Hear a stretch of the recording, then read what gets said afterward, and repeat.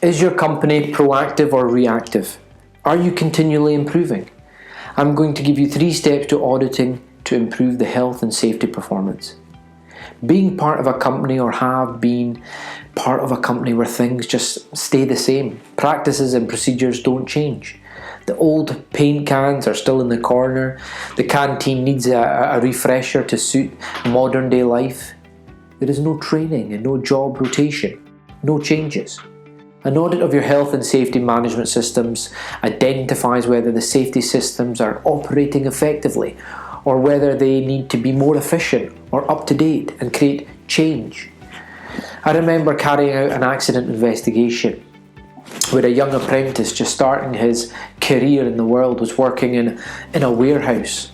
He was sent to get some equipment from the storeroom, so he unknowingly climbed up to get what he needed. He fell and the racking was on top of him.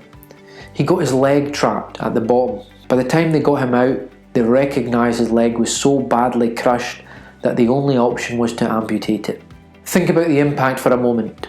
The accident investigation found that the racking had been inadequately maintained and the bottom of it had been crumbling away, and was just a matter of time before it caved in. The inspection records were out of date and there had been no audit of inspection records. Could that have been prevented? Comment below on your thoughts. I talk about consequences on one of my other videos. Make sure you watch that to understand loss.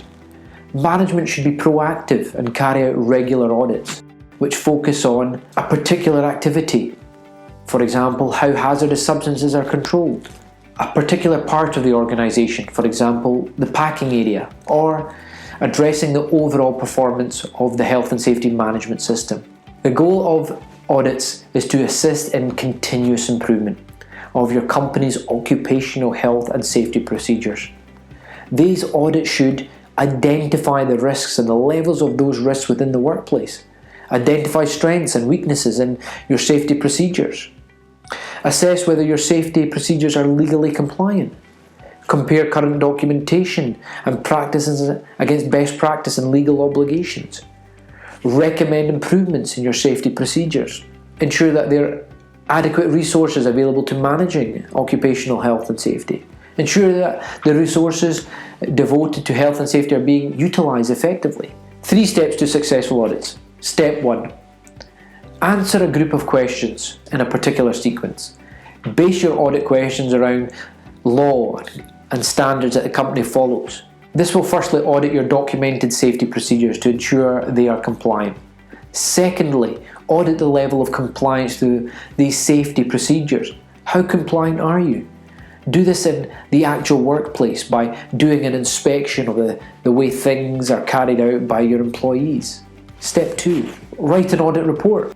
The report must list all the issues that you are alerted to in Step 1. These are called audit findings. Use the audit report to identify the risks and assess the level of those risks. Risk profile the company. Step 3.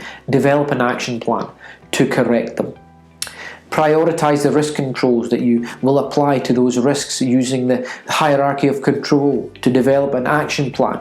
This action plan should then be communicated to employees with the relevant training. Some of the actions that you need to take may need to be included in your objectives and targets. The actions that go into your objectives and targets are usually the actions you have to carefully plan and budget for.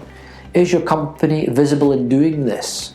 Comment below and click the subscribe button for more videos.